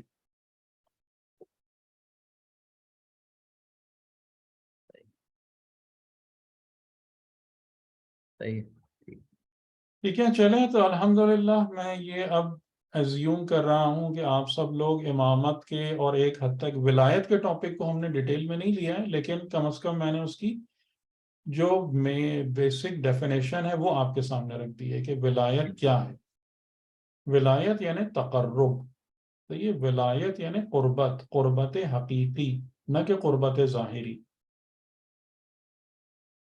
اور قربت حقیقی جو ہے وہ پھر کیسے حاصل ہوتی ہے؟ وہ دل کے دل سے کنیکٹ ہونے اور جڑنے سے حاصل ہوتی ہے. اور خدا نے جب اپنی قربت کی راہیں کھولی ہیں، جیسے کہ آیت اللہ جوادی عاملی نے ایک جملہ کہا اپنی ولایت کی گفتگو میں کہ ولایت خدا میں خاص بات یہ ہے جو باقی تمام ولایتوں سے ڈیفرنٹ ہے کہ ولایت خدا کو انیشیٹ صرف خدا ہی کر سکتا ہے. یہ ولایت بندے کی طرف سے شروع نہیں ہوتی کبھی بھی. آ رہی بات سمجھ میں؟ یعنی جیسے میں آپ کا دوست بننا چاہتا ہوں تو میں آپ کی طرف پیش قدمی کر سکتا ہوں. آپ مجھ سے یعنی ولایت، آپ مجھ سے قریب ہونا چاہتے ہیں، آپ مجھ سے میری طرف پیش قدمی کر سکتے ہیں. لیکن ولایت خدا یا تقرب الہی کی ابتدا خدا ہی کی طرف سے ہوگی. یہ کام مخلوق نہیں کر سکتی. تو خدا نے اپنی ولایت کی بنیاد کس چیز پر رکھی؟ کہ انسانوں میں سے انسانوں کو منتخب کیا اور اپنے پیغام اور ان حقائق کو ان انسانوں کے ذریعے سے جاری کیا. اور وہ عہدے کتنے آئے سامنے؟ پہلے نبی، پھر رسول اور پھر امام. اور یہ تدریجی ہیں، ٹھیک ہے، یہ سیکوینشل ہے کہ پہلے انسان نبی کی کلاس کو پاس کرتا ہے، یعنی توحید اور آخرت کی معرفت اور اس پر ایمان. یہ نبی کی کلاس پاس ہو جاتی ہے. پھر اس کے بعد رسالت، یعنی کہ جو طریقہ زندگی انہوں نے بتایا ہے اس طریقہ حیات پر اپنے آپ کو قائم کرنا، ثابت کرنا. اور اس میں سے میرا یہ جملہ کوئی مکمل کرے گا کہ اس طریقہ حیات اور شریعت پر اپنے آپ کو قائم کرنے کے بعد کیا حاصل کرنا؟ وہ قائم کی استقامت کر کے صفات حسنہ کو استعمال کرنا. ٹھیک ہے، یعنی کہ یہ جو کام ہے ایمان، معرفت، تقوی، تزکیہ نفس، حسن اخلاق، یہ کس کا پاسنگ لیول ہے؟ رسالت کی کلاس کا پاسنگ لیول. پھر یہاں سے پھر امامت. پھر جب آپ یہاں پر آ جاتے ہیں، جب آپ کے نفس کا تزکیہ ہو جاتا ہے، وہ صفات پاک پیدا ہو جاتی ہیں، طہارت، تو پھر امام آپ کا ہاتھ پکڑ کر پھر وہ آپ کو باؤنڈری کراس کرا دیتا ہے. صحیح؟ یعنی جس طریقے سے کہ امام علی علیہ السلام نے کمیل کو یہ دعا تعلیم کی نا، کیا ہے دعا؟ کل کا کل ملکوت ہے، کل کا کل ملکوت ہے یہ دعا. اگر آپ اس پہ غور کریں، میں نے آپ کو ایک لیڈ دی ہے نا، آپ اس لیڈ کو لیتے ہوئے دعائیں کمیل کو دوبارہ پڑھیے گا اور آپ دیکھیے گا کہ یہ کلن ملکوت ہے. ہر جگہ پر امام علی علیہ السلام ایک حقیقت جو ہماری نظروں کے سامنے سے اوجھل ہے اس حقیقت کو کھول رہے ہیں. یعنی جو اس میں مجھے دوسرا بہت فیسنیٹنگ پہلو لگتا ہے اس دعا کا، کہ جس میں آپ نے وہاں پر فرمایا کہ اگر تو نے مجھے جہنم میں بند بھی کر دیا، انہیں اس قسم کے جملے نا جہنم میں قید بھی کر دیا تب بھی تو میں پکار- وہاں بھی تیرا نام لوں گا اور سب کو بتاؤں گا کہ میں تجھ سے محبت کرتا تھا، یہ کرتا ہوں. تو یہ بھی ایک بہت فیسینیٹنگ ایسپیکٹ ہے. یعنی اس کا مطلب کیا ہے کہ عبد و معبود کا جو رشتہ ہے نا وہ موسٹ فنڈامنٹل ہے، وہ جہنم میں بھی نہیں ٹوٹتا. ہاں تو most fundamental relation ship in your life کون سی ہے؟ جو اللہ سے ابداً ہے، دائماً ہے، ہمیشہ باقی رہنے والی. ہر رشتہ ختم ہو جائے گا، قیامت میں سارے رشتے آگے پیچھے ہو جائیں گے. کون سا رشتہ ہمیشہ ہمیشہ باقی رہنے والا ہے؟ عبد و معبود. عبد و معبود کا رشتہ. تو ہمیں سب سے زیادہ آنر اور سب سے زیادہ کیئر کس رشتے کی کرنا چاہیے؟ جو ہمیشہ باقی رہے یا جو ختم ہو جائے؟ یہ ہدایت امری ہے یا نہیں ہے؟ یہ ہدایت ملکوتی.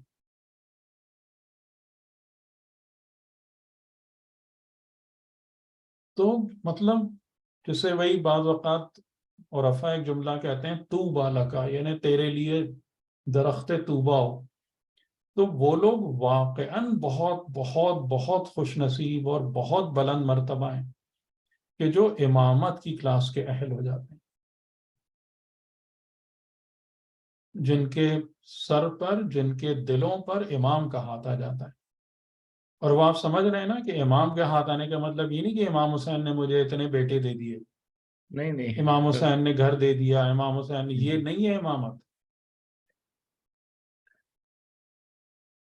ان کی ملکوتیت. یہ تو ان کی کریمی کا صدقہ ہے، یہ امامت تھوڑی ہے. ایک انسان کریم تو یہ مہربانی کرتا ہی ہے.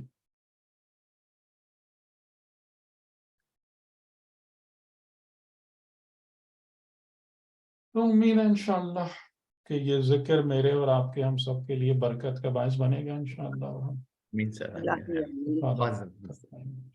چلیں، خدا حافظ. چلیں سر، خدا حافظ. شکریہ، جزاک اللہ سر. جزاک اللہ سر، خدا آپ کو صحت تندرستی کے ساتھ بولے ہوں. Thank you. اللہ حافظ.